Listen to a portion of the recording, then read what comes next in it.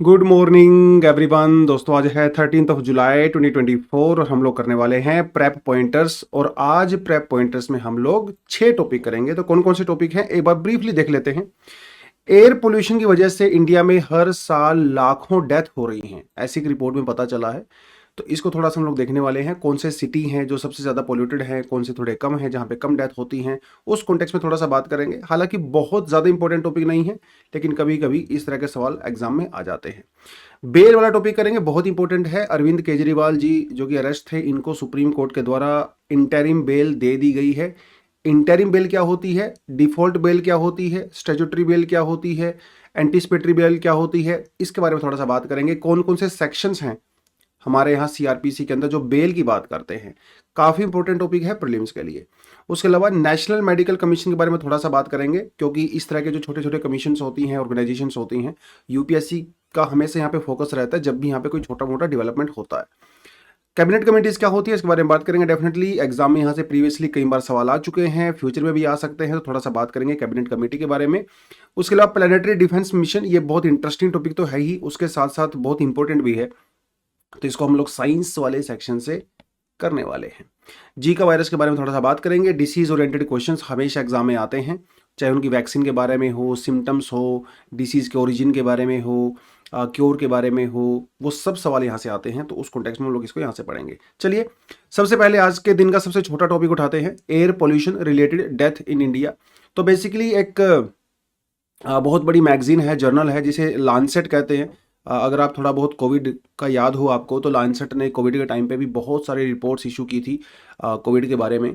तो इन्होंने कहा है कि भाई देखिए, air pollution is the reason behind 7% of death in 10 Indian cities. तो ये जो सर्वे किया गया ना, 10 इंडियन सिटीज में किया गया, अहमदाबाद, बेंगलुरु, चेन्नई, दिल्ली, हैदराबाद, कलकत्ता, मुंबई, पुणे, शिमला एंड बनारसी। यहाँ पे इन्होंने कहा है कि जितनी भी डेथ होती है वो 7% सिर्फ पोल्यूशन से रिलेटेड होती हैं। तो बहुत बड़ी बात है। हम लोग जब स्वच्छ भारत मिशन की बात करते हैं, इस सफाई की बात करते हैं, सैनिटेशन की बात करते हैं, और वहीं हमारे सिटीज़ में लोग पोल्यूशन से मर रहे हैं। और सोचिए वो 10 सिटी हैं जो कि इंडिया में जीडीपी वाइज बहुत कंट्रीब्यूट करती हैं। स्टेट्स की कैपिटल्स हैं या बड़ी बड़ी जो मिलियन सिटीज़ हैं, हमारे यहाँ पे जो आईटी सिटीज़ हैं वो हैं। तो कितनी बड़ी बात है। यंग लोग यहाँ पे काम करने जाते हैं, पोल्यूशन से डेथ हो जा रही है। और ऐसा नहीं कि पोल्यूशन से डेथ है एकदम, आज आप वहाँ सिटी में गए, आज आपको डेथ हो गई। धीरे धीरे धीरे हमारी बॉडी में पोल्यूटेंट्स जाते रहते हैं और अनफॉर्चुनेटली बाद में डेथ हो जाती है। तो collectively these cities witness 33,000 deaths annually, जो कि पोल्यूशन से होती है। 33,000 बहुत बड़ी बात है। जहाँ सबसे ज़्यादा जो डेथ होती है ना, वो दिल्ली में है, जहाँ पे 11.5% डेथ होती है। रफली 12,000 लोग दिल्ली में हर साल पोल्यूशन के रिगार्डिंग उनकी डेथ हो जाती है। शिमला में सबसे कम होती है, ओनली 59 डेथ। लेकिन ये भी बहुत बड़ी बात है, पोल्यूशन से किसी की डेथ हो जाना अपने आप में बहुत बड़ी बात है। तो ये थोड़ा सा आप देखें, यहाँ पे दिल्ली सबसे नंबर 1 है और शिमला इन 10 सिटीज़ में जो सर्वे किया गया है सबसे नीचे है। सभी सिटीज़ का सर्वे नहीं किया गया है, सिर्फ 10 सिटीज़ का किया गया है।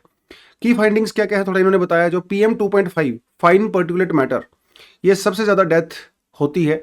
और देखिए हमारे कंट्री की एक लिमिट है कि PM 2.5 कितना अलाउड है। PM 2.5 पर्टिकुलेट मैटर 2.5 होता है, जो कि साइज में बहुत ही छोटा होता है। ये इतना छोटा होता है कि जो मास्क होते हैं वो भी इसको बड़ा मुश्किल से रोक पाते हैं।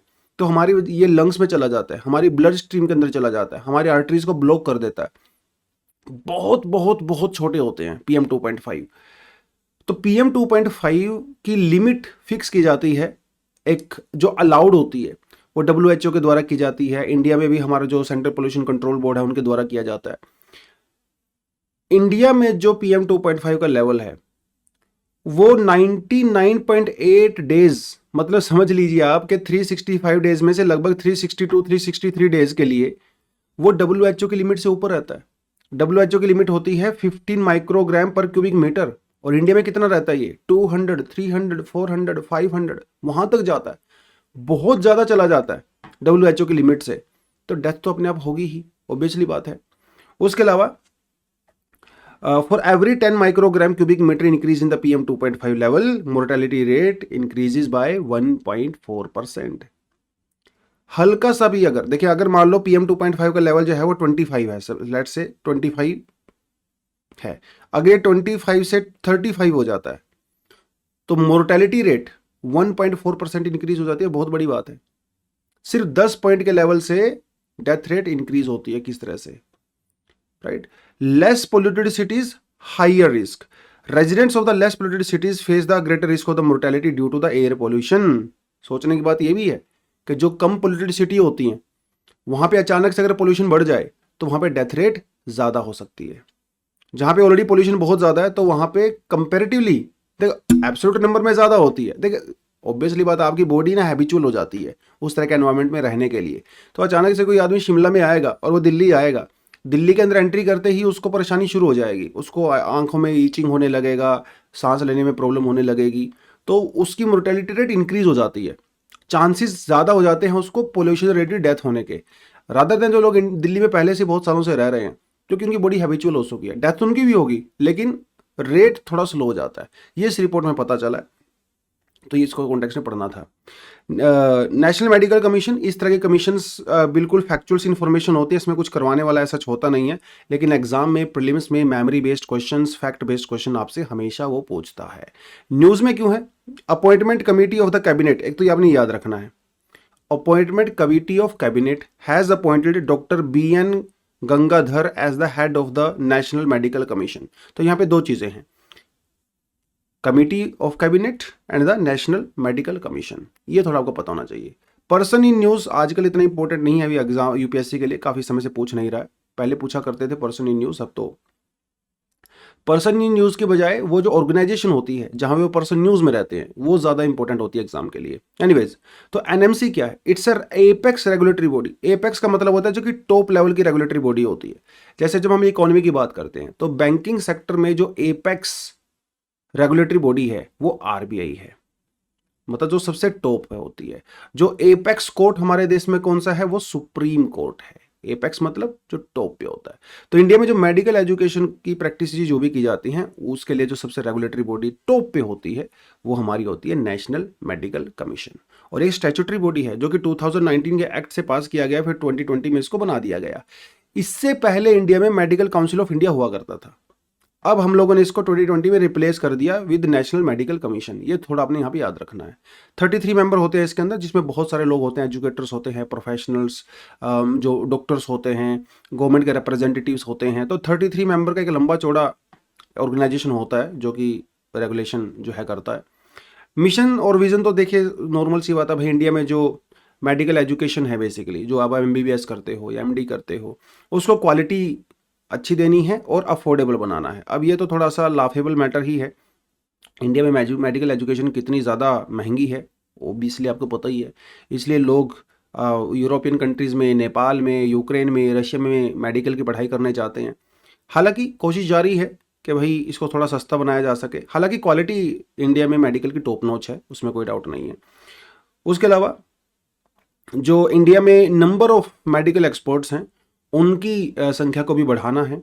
Apart from that universal and the equitable health care, मतलब दूर दराज के जो गांव हैं, urban rural areas, Tier 2 cities, Tier 3 cities, वहाँ पे भी हेल्थ फैसिलिटीज़ को पहुँचाना है, राइट। और ये जो मेडिकल इंस्टीट्यूशंस हैं इनकी एक्सेस भी रहे ट्रांसपेरेंट मैनर में, राइट। मतलब ऐसा नहीं है कि गाँव में रहने वाला जो बच्चा है उसके पास एक्सेस नहीं है, उसके पास भी उतनी ही होनी चाहिए जितना दिल्ली और मुंबई में रहने वाले बच्चों के लिए। तो वो सब इसका काम होता है बेसिकली। जो पॉलिसीज़ बनाई जाती हैं मेडिकल इंस्टीट्यूशंस के लिए रिगार्डिंग देयर सिलेबस, रिसर्च, वो सब ये किया जाता है। इवन फीस क्या होगी वो भी डिसाइड किया जाता है।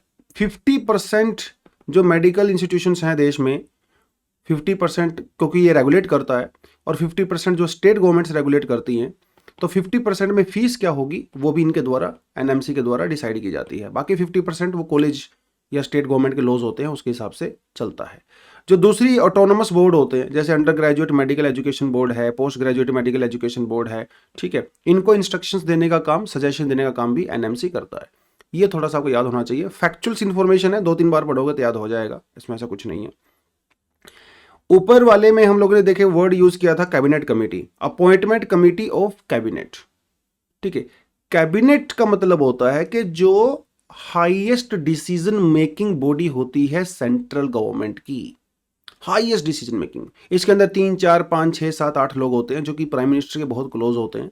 तो मोस्टली जो हाई प्रोफाइल डिसीजंस लिए जाते हैं, भाई किसको अपॉइंट करना है, सिक्योरिटी में क्या करना है, उस तरह के जो हाई प्रोफाइल डिसीजंस हैं वो इस क्लोज ग्रुप, बहुत छोटा ग्रुप होता है, इसके द्वारा लिए जाते हैं। और कैबिनेट कमिटीज़ के द्वारा जो डिसीजन लिए जाते हैं वो बाकी सभी जो छोटी कमेटी होती है, मिनिस्टर्स होते हैं, डिपार्टमेंट्स होते हैं, वो उनको बाद में फॉलो करते हैं।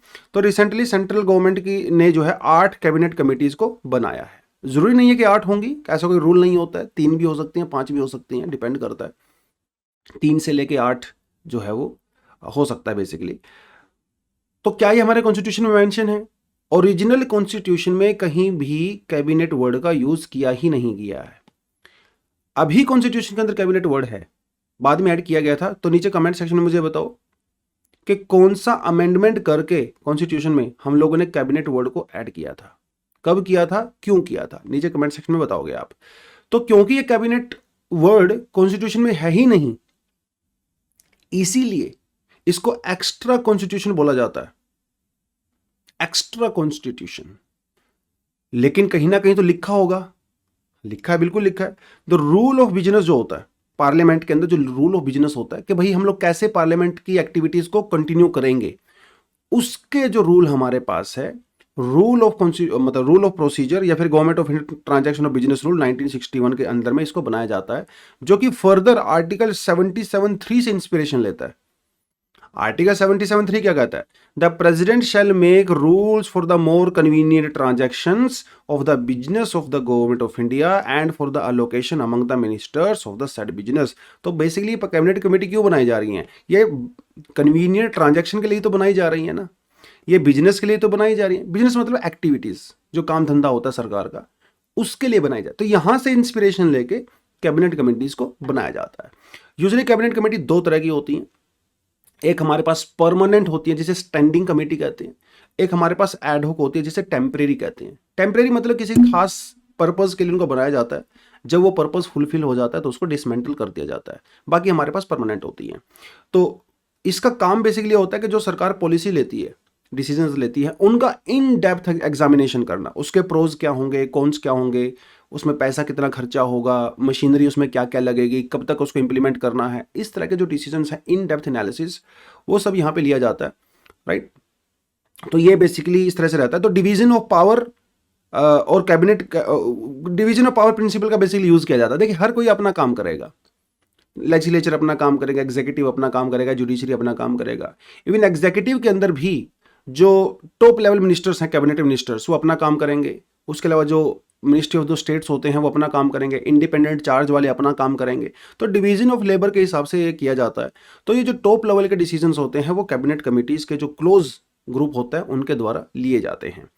प्राइम मिनिस्टर ऑफ कोर्स क्योंकि हेड होते हैं, लेकिन ऐसा जरूरी नहीं है। एग्जाम में ऐसा पूछेगा सवाल आपसे that prime minister must be the head of cabinet committees, ऐसा नहीं है। हाँ, लेकिन मोस्टली केसेस में प्राइम मिनिस्टर हेड करते हैं। जब वो उस कैबिनेट कमेटी का हिस्सा होते हैं तो वो डेफिनेटली हेड करेंगे बाय डिफॉल्ट, लेकिन जब वो हिस्सा नहीं होते हैं तो कोई और भी कर सकता है, ठीक है। अभी हमारे पास 8 कमेटी हैं, जिनमें से जो प्राइम मिनिस्टर हैं वो 6 कमिटीज को प्रिजाइड करते हैं, 2 को नहीं करते हैं। जैसे कैबिनेट कमेटी ऑन अकोमोडेशन और cabinet committee on parliamentary affairs को वो नहीं करते हैं। कैबिनेट कमेटी ऑन अकोमोडेशन को हेड किया जाता है होम मिनिस्टर के द्वारा, और cabinet committee on parliamentary affairs है वो की जाती है डिफेंस मिनिस्टर के द्वारा। Very important point for prelims, पूछेगा आपसे सवाल यहां से, ठीक है। कमेटी के अंदर मेंबर कितने हो सकते हैं? 3 से लेकर 8 हो सकते हैं, तो ऐसा कोई इसके अंदर रूल नहीं है। देखिए नाम सुनने में आपको ऐसा लगेगा कैबिनेट कमेटी है तो यहां पे सिर्फ कैबिनेट मिनिस्टर ही होंगे, लेकिन नॉन कैबिनेट मिनिस्टर भी इसका पार्ट हो सकते हैं। ऐसा कोई रूल नहीं है जो ये कहता हो भैया नॉन कैबिनेट मिनिस्टर पार्ट नहीं हो सकते। अगर सरकार को लगता है कि इस पर्टिकुलर पर्सन से बहुत हमें इंपॉर्टेंट इनपुट चाहिए पॉलिसी का एग्जामिनेशन करने के लिए, तो सरकार उनको इनवाइट कर सकती है, मे बी टेम्परेरी पीरियड के लिए, but yes they can be a part of the cabinet committee even if they are not the cabinet ministers. अभी हमारे पास 8 कमिटीज कौन सी हैं, आप थोड़ा इसको यहाँ पे देख सकते हैं। Cabinet committee on the economic affairs, cabinet committee on the security, cabinet committee on accommodation, cabinet committee on the parliamentary affairs, political affairs, investment and the growth, and skill employment and the livelihood. ये थोड़ा सा आप इसको ज़्यादा याद करने की जरूरत नहीं है, जो ऊपर कंटेंट बताया है उसको जरूर याद करें। बड़ा इंटरेस्टिंग सा टॉपिक है साइंस वाले सेक्शन से। Planetary defence mission. देखिए, जब सोलर सिस्टम बना था तो हमारे सोलर सिस्टम में मार्स और जुपिटर के बीच में एक एस्ट्रॉयड बेल्ट है ना, आपने थोड़ा बहुत अगर पढ़ा है, ये एस्ट्रॉयड बेल्ट है। जब सोलर सिस्टम बन रहा था तो कुछ रॉक्स यहाँ पे रह गई थी। ऐसा भी माना जाता है कि there used to be a very big planet between Mars and Jupiter, बहुत बड़ा प्लैनेट था, और इस प्लैनेट के साथ कोई एक सेलेस्टियल बॉडी हिट किया था और ये प्लैनेट टूट गया था। उस प्लैनेट के टूटे हुए हिस्से जिसे आज हम वो एस्ट्रॉयड बेल्ट के अंदर आज भी घूम रहे हैं। तो अलग अलग थ्योरी जिसके अंदर होते हैं, ये काफ़ी क्रेडिबल थ्योरी मानी जाती है। लेकिन सवाल ये नहीं है, सवाल ये है कि बहुत बार ये जो एस्ट्रॉयड्स हैं, अब मान लीजिए यहाँ पे अर्थ है, ये अर्थ की तरफ भी आ जाते हैं, है ना, जिसे हम लोग मीटोराइट्स कहते हैं, अर्थ पे आ जाते हैं। मोस्ट ऑफ द केसेस में 99.99% केसेस में वो हमारे एटमॉस्फेयर के अंदर जैसे ही एंट्री करते हैं बहुत ज़्यादा फ्रिक्शन होता है और वो जल जाते हैं, बर्न आउट हो जाते हैं हमारे मेसोस्फेयर में मोस्ट ऑफ देम। लेकिन कभी कभी वो हमारे अर्थ के ऊपर भी पहुंच सकते हैं। अगर उनका साइज बहुत बड़ा होता है तो फिर वो बहुत ज़्यादा डैमेज कर सकते हैं। अगर साइज छोटा होता है तो उतनी ज़्यादा दिक्कत होती नहीं है। और ऐसे हमारे अर्थ के ऊपर बहुत बड़े बड़े इम्पैक्ट पास्ट में हो चुके हैं। इवन रिसेंटली भी 2013 में एक बहुत बड़ा इम्पैक्ट हुआ था साइबेरिया में, लेकिन उसमें अच्छी बात ये रही कि वो जो इम्पैक्ट हुआ था वो बेसिकली एटमॉस्फेयर में सरफेस से 30-40 किलोमीटर के ऊपर हुआ था। वो इम्पैक्ट जो हुआ था, उसका ब्लास्ट हुआ था, और वो इतना ज़्यादा स्ट्रॉन्ग था कि हिरोशिमा नागासाकी में जो न्यूक्लियर एक्सप्लोजन हुआ था उससे कई गुना ज़्यादा, मतलब हंड्रेड्स टाइम्स ज़्यादा था, इतना स्ट्रॉन्ग था। इमेजिन करिए अगर वो अर्थ के ऊपर गिर जाता, अगर वो सरफेस पे गिर जाता तो क्या हाल होता। मतलब बहुत ही ज़्यादा लार्ज स्केल डेवस्टेशन हो सकता था। तो बेसिकली ये जो एस्ट्रॉयड्स होती हैं, ये जो सेलेस्टियल बॉडीज़ होती हैं, ये अर्थ की तरफ जब आती हैं तो डिस्ट्रक्शन का चांसेस तो होता है। क्लाइमेट चेंज तो हमें डिस्ट्रॉय बाद में करेगा, ये पहले कर सकते हैं। तो इसीलिए हमें अपने प्लेनेट को डिफेंड करना है। और अभी एक ऐसा ही बहुत बड़ा एस्ट्रॉयड जिसका नाम है अपोफिस, वो अर्थ की तरफ आ रहा है। पहले जब इसको डिस्कवर किया गया था तो ऐसा माना जाता था कि भैया ये 2004 में इसको डिस्कवर किया गया था, और ऐसा माना जाता था कि जब अर्थ को हिट करेगा 2032 में, कुछ लोग कह रहे थे नहीं 2036 में करेगा, कुछ लोग कह रहे थे 2068 में करेगा। लेकिन अभी जो लेटेस्ट कैलकुलेशन है वो कहती हैं कि ये अर्थ को 2029 के अंदर हिट कर सकता है। मतलब एग्जैक्टली हिट नहीं कर सकता, लेकिन यस 32,000 किलोमीटर अर्थ के बिल्कुल पास में से गुजरेगा। अब कैलकुलेशन रॉन्ग भी हो सकती हैं। अब वो 32,000 किलोमीटर से जाएगा तो अच्छी बात है, लेकिन बाई चांस वो अर्थ की तरफ मुड़ गया तो क्या करेंगे। डिफेंड करना तो अपने लिए जरूरी है ना। तो अपोफिस अभी एक ऐसा है, इसको डिफेंड कैसे कर सकते हैं, कई तरीके होते हैं। एक तरीका ये होता है कि हम लोग अर्थ से एक सैटेलाइट भेजेंगे, एक व्हीकल भेजेंगे, वो जाके इससे टकराएगा, ठीक है, और जैसे ही वो इससे टकराएगा इसका डायरेक्शन चेंज हो जाएगी। आपको देखने में ऐसा लग रहा है कोई साई-फाई मूवी जैसी बात हो रही है, और हालांकि है साई-फाई मूवी जैसी बात, लेकिन ये प्रैक्टिकल भी है। प्रैक्टिकल इसीलिए है क्योंकि ऑलरेडी ये एक्सपेरिमेंट हम लोग कर चुके हैं, ठीक है। नासा का एक मिशन था डबल एस्ट्रॉयड रीडायरेक्शन टेस्ट, एक कुछ साल पहले टेस्ट किया गया, और एक बहुत बड़ा एस्ट्रॉयड था डायमोर्फस, जो अर्थ की तरफ नहीं आ रहा था लेकिन एक्सपेरिमेंट के लिए किया गया था। और ये बिल्कुल परफेक्ट एग्जाम्पल है कि कैसे अपने प्लेनेट को हम लोग सेव कर सकते हैं, और ये बिल्कुल सक्सेस रहा था, बेसिकली बहुत बड़ी सक्सेस थी। ऐसा हम लोग अपोफिस के साथ भी कर सकते हैं। तो इसरो ने भी नासा के साथ ये इंटरेस्ट दिखाया है कि हम इसमें पार्टिसिपेट कर सकते हैं। अभी यूजली जैसे नासा है, यूरोपियन स्पेस एजेंसी या जापानीज स्पेस एजेंसीज, वो इसमें ज़्यादा काम करती हैं, लेकिन इसरो ने अभी नासा को कहा है कि भैया हम भी अर्थ को प्रोटेक्ट करने में कुछ ना कुछ आपकी हेल्प कर सकते हैं।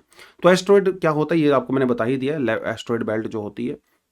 तो 30 जून को हम लोग एस्ट्रॉयड डे मनाते हैं, क्योंकि 1908 में 30 जून को एक बहुत बड़ा एस्ट्रॉयड साइबेरिया में टकराया था, and more than 2000 square kilometre जो फॉरेस्ट है साइबेरिया में वो कंप्लीटली डिस्ट्रॉय हो गया था, बहुत बड़ा था।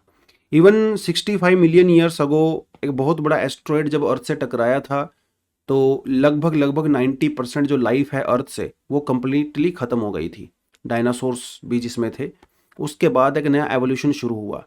तो ये नेचुरल प्रोसेस हैं जो बेसिकली इस तरह से चलती रहती हैं। तो एस्ट्रॉयड इम्पैक्ट एक रियलिटी है, पास्ट में हुआ है, आगे भी हो सकता है। ठीक है, चलिए जीका वायरस थोड़ा बात कर लेते हैं। जीका वायरस के इंडिया में स्पेशली महाराष्ट्र कर्नाटका में काफ़ी ज़्यादा केसेस बढ़ गए हैं, इसलिए सेंट्रल गवर्नमेंट के द्वारा एडवाइजरी इशू की गई है इन स्टेट्स को कि भाई थोड़ा ध्यान रखें, थोड़ा सर्विलियंस रखें और ठीक ठाक से काम करें। उस कॉन्टेक्स्ट में ये क्वेश्चन यहाँ से पूछा गया था। तो क्या होता है बेसिकली वायरस, ये जीका वायरस कैसे होता है? तो वायरस की एक फैमिली है पूरी, जिसे फ्लेविवायराइड कहते हैं, उस फैमिली से बिलोंग करता है ये वायरस, और इसी फैमिली से दूसरे वायरस भी बिलोंग करते हैं। ठीक है, जैसे डेंगू हो गया, वो भी इसी फैमिली से जो है वो बिलोंग करता है। 1947 में सबसे पहली बार जीका जो है वो युगांडा में आया था। ठीक है, युगांडा में आया था। जैसे dengue, yellow fever, Japanese fever जो होता है, वेस्ट नाइल वायरस हम लोगों ने लास्ट वीक किया था, ये सेम ही फैमिली से बिलोंग करते हैं सारे के सारे वायरस। दुनिया भर में जो है वो लोगों को मारने का काम होता है बेसिकली इनका। यूजली जब लोगों को जीका वायरस होता है तो मोस्टली केसेस में आपको सिम्टम्स दिखाई नहीं देते हैं, लेकिन जब दिखाई देते हैं सिम्टम्स तो rash, fever, muscle pain, joint pain, headache वगैरह वो सब रहता है। 2 से 3, 4, 5 दिन, 6 तक 7 दिन तक हो सकता है, 2 से 7 डेज तक हो सकता है। उसके अलावा कुछ और इम्पैक्ट आपको देखने को मिलते हैं, जैसे गुलियन बेयर सिंड्रोम कुछ लोगों को देखने को मिलता है। इसमें बेसिकली क्या होता है कि हमारा जो नर्वस सिस्टम है वो हमारी बॉडी को ही अटैक करने लगता है, तो इसीलिए हमारा इम्यून सिस्टम काफ़ी ज़्यादा वीक हो जाता है उस केस में। उसके अलावा वीकनेस नज़र आती है, अपने हाथ पैर सुन्न पड़ जाते हैं, नम हो जाते हैं, हैंड मूवमेंट नहीं कर पाते हम लोग प्रॉपरली, हमारी जो स्पाइनल कॉर्ड होती है उसके अंदर सूजन आ जाती है, उस दर्द करने लगती है, ये सब चीज़ें हो जाती हैं अनफॉर्चुनेटली। और जो प्रेग्नेंट महिलाएं होती हैं उनको जब जीका वायरस हो जाता है, जब वो प्रेग्नेंट होती हैं, तो जो बर्थ डिफेक्ट्स हैं वो भी हो सकते हैं। जो छोटा बेबी होता है उसका हेड वो नॉर्मल से छोटा हो सकता है, तो ये सब चीज़ें यहाँ पे होता है। मिसकैरेज वगैरह तो ऑब्वियसली हो ही सकता है। तो ये एक जूनोटिक डिसीज़ है, जैसे डेंगू एक जूनोटिक डिसीज़ है, ये भी एक जूनोटिक डिसीज़ है। क्या होता है जूनोटिक डिसीज़? जो डिसीज़ एनिमल से ह्यूमन में ट्रांसमिट होते हैं उसे जूनोटिक डिसीज़ कहते हैं। कोविड भी जूनोटिक डिसीज़ है, जीका वायरस भी है, डेंगू भी है, मलेरिया भी है, ठीक है, मर्स भी है, सार्स भी है, ये सब जूनोटिक डिसीज़ है जो एनिमल किंगडम से आए हैं। तो basically monkey to human to monkey to human उस तरह के केसेस हमें देखने को यूजुअली मिलते हैं। लेकिन क्योंकि ये मस्कीटो से फैलता है, जीका वायरस मस्कीटो से फैलता है, तो मस्कीटो मंकी मस्कीटो, तो मस्कीटो से मंकी में गया होगा, मंकी से फिर मस्कीटो में, मस्कीटो से मंकी में, और फिर वो कहीं ना कहीं ह्यूमन में चला गया। तो ह्यूमन में जो ट्रांसमिशन होता है जीका वायरस का बहुत कॉमन नहीं है, रेयर इवेंट है, लेकिन हो तो सकता ही है। तो उस तरह से ये फैला है बेसिकली। कौन से मच्छर से फैलता है? स्पेशल मच्छर होता है इसके लिए, फीमेल एंडीज मस्कीटो के अंदर 2 वैरायटी होती हैं, इजिप्टी एंड एल्बोपिक्टस। याद रखना है दोनों का नाम, इजिप्टी एंड एल्बोपिक्टस, दोनों ही फीमेल एडीज मस्कीटो होता है, और ये रात को नहीं काटता है, दिन में काटता है। तो थोड़ा सा अपने आप को प्रोटेक्ट करके चलें। मदर से चाइल्ड में प्रेगनेंसी के दौरान हो सकता है, अगर आप अनप्रोटेक्टिव सेक्सुअल एक्टिविटी करते हो उससे हो सकता है, ब्लड ट्रांसफ्यूजन से हो सकता है, ऑर्गन ट्रांसप्लांटेशन से हो सकता है, वो थोड़ा थोड़ा इसका जो है आप देखें। इसमें एक खास बात यह है कि इसकी अभी तक कोई ट्रीटमेंट नहीं है, ना ही इसकी कोई वैक्सीन बनी हुई है। यूजुअली लोगों को रेस्ट करने के लिए बोला जाता है, डॉक्टर कहता है ज़्यादा से ज़्यादा पानी पिएं, जूस पिएं, या फिर जो आपके सिम्टम्स होते हैं उनके लिए पैरासीटामोल वगैरह या कुछ दवाइयाँ आपको दी जाती हैं, लेकिन इसके लिए पर्टिकुलरली हमारे पास कोई दवाई नहीं है। ठीक है, चलिए आगे बढ़ें। इंटरिम बेल, अरविंद केजरीवाल जी को इंटरिम बेल सुप्रीम कोर्ट के द्वारा दे दी गई है। तो क्या इसका मतलब वो ये है कि वो फ्री हो जाएंगे? नहीं, अभी फ्री नहीं होंगे, क्योंकि एक केस में उनको इंटरिम बेल मिली है, लेकिन दूसरे सीबीआई वाले केस में वो अभी भी जेल में रहेंगे। बट बेल क्या होती है यार, इंटरिम बेल क्या होती है, ये थोड़ा कॉन्टेक्स्ट में समझने की जरूरत है। वैसे तो आपको बेल के बारे में थोड़ा आइडिया होगा तो ये कि जब बेल आपको दी जाती है ना, इसका मतलब ये नहीं है कि भाई आप अब इनोसेंट हो। बेल का मतलब ये नहीं होता है। बेल का मतलब ये है कि कुछ कंडीशनल रिलीज आपको दे दिया जाता है जेल से थोड़े से पीरियड के लिए, तो जज साहब आपको कहते हैं भैया आप थोड़े दिन के लिए बाहर जा सकते हो, लेकिन कंडीशंस है। कंडीशन ये है कि जब भी कोर्ट आपको बुलाएगा आपको कोर्ट में आना पड़ेगा, ठीक है। अगर नहीं आओगे तो फिर आपको अरेस्ट कर लिया जाएगा, ठीक है। ये मतलब होता है इसका। तो इसलिए बेल उन लोगों को दी जाती है जहां पे कोर्ट को ये लगता है कि ये आदमी देश छोड़ के बाहर नहीं जाएगा या फिर एविडेंस के साथ टेपरिंग नहीं करेगा। अगर सरकार कोर्ट को ऐसा लगता है भाई ये बाहर जाके जो है एविडेंस के साथ छेड़खानी कर सकता है, तो उस केस में बेल आपको नहीं दी जाती है। तो बेल हमारे पास कई तरह की होती है। एक होती है हमारे पास डिफॉल्ट बेल। डिफॉल्ट बेल आपको मिलनी ही मिलनी है, मतलब इसमें जज साहब भी कुछ नहीं कर सकते, एक तरह से आप ये मान के चलिए, ये आपका रूल है, ये देना ही पड़ेगा आपको। ये आर्टिकल 21 के अंदर प्रोसीजर एस्टेब्लिश्ड बाय लॉ है। इसमें क्या होता है, जैसे किसी पर्सन को अरेस्ट किया गया, उसको चार्जेस लगाए गए, अरेस्ट कर लिया जाता है, तो यूजुअली 24 आवर्स के दौरान इन्वेस्टिगेशन कंप्लीट करनी होती है और उसके बाद उसको मैजिस्ट्रेट के सामने पेश कर दिया जाता है, ठीक है। मैजिस्ट्रेट के सामने जब पेश किया जाता है उस पर्सन को, तो फिर मैजिस्ट्रेट डिसाइड करते हैं भाई आगे क्या कर रहे हैं। तो यूजुअली क्या होता है, मैजिस्ट्रेट उसको 15 दिन के लिए फिर से उसको कस्टडी में दे देते हैं। 15 दिन के बाद वो फिर 15 दिन हो सकता है। तो बेसिकली मतलब ये है कि ये पुलिस के ऊपर प्रेशर रहता है कि इतने दिनों में आपको इन्वेस्टिगेशन कंप्लीट करनी है। अगर उस समय में इन्वेस्टिगेशन कंप्लीट नहीं हो पाती है, चार्जशीट फाइल नहीं हो पाती है, तो बाय डिफॉल्ट आपको बेल मिल जाएगा। सेक्शन 167 ये कहता है अगर गिवन पीरियड ऑफ टाइम में police is not able to complete the investigation, chargesheet file नहीं होती है, आपको बाय डिफॉल्ट बेल मिल जाएगा। मैजिस्ट्रेट चाहें या ना चाहें, वो बाय डिफॉल्ट है, आपको मिलना ही मिलना है। अब ये जो टाइम पीरियड है वो डिपेंड करता है कि किस तरह का आपने क्राइम किया है। बहुत सीरियस क्राइम किया है तो 90 डेज तक भी जा सकता है, अगर हल्का क्राइम किया है तो 30 दिन या 60 दिन तक भी जा सकता है, ठीक है। लेकिन वो डिपेंड करता है अलग अलग क्राइम के हिसाब से। तो ये तो डिफॉल्ट बेल हो गया, बाय डिफॉल्ट मिल जाता है। उसके अलावा हमारे पास एक रेगुलर बेल होती है, ठीक है, जो कि सेक्शन 437, सेक्शन 439, सेक्शन 436 के अंदर आपको वो दिया जाता है। तो रेगुलर बेल का मतलब ये है कि भाई जैसे ये कोर्ट के द्वारा डायरेक्शन की दिया जाता है, ये कोर्ट के ऊपर डिपेंड करता है। बाय जो डिफॉल्ट बेल है वो कोर्ट पे डिपेंड ऐसा नहीं करती है, वो आपको बाय डिफॉल्ट मिलती है। कानून कहता है, आर्टिकल 21 कहता है, फंडामेंटल राइट कहता है, रेगुलर बेल जो है वो आपको कोर्ट के अंदर में दी जाती है, ठीक है। तो आप उसके लिए सेक्शन 437, 439 के अंदर में अप्लाई कर सकते हो, ठीक है। जो ये आदमी पहले से अरेस्ट होता है, ठीक है, कस्टडी में होता है, उसको कस्टडी से छोड़ दिया जाता है रेगुलर बेल में। फिर एक आता है एंटीसिपेटरी बेल। एंटीसिपेटरी बेल वो होती है जब अरेस्ट होने से पहले ही आपको बेल मिल जाती है, ठीक है। और ये सिर्फ उन्हीं क्राइम्स में होता है जो कि बेलेबल ऑफेंस होते हैं। अब जो आपने मर्डर किसी का कर दिया है, ठीक है, उस केस में आपको ये एंटीसिपेटरी बेल नहीं मिलेगा, क्योंकि वो बेलेबल ऑफेंस है ही नहीं। तो ये सिर्फ उन केस में दिया जाता है जहां पे बेल मिल सकती है। लेकिन आपने रेगुलर बेल के लिए अप्लाई किया हुआ है, आपने एंटीसिपेटरी बेल के लिए अप्लाई किया हुआ है, अब इसमें तो समय लगता है।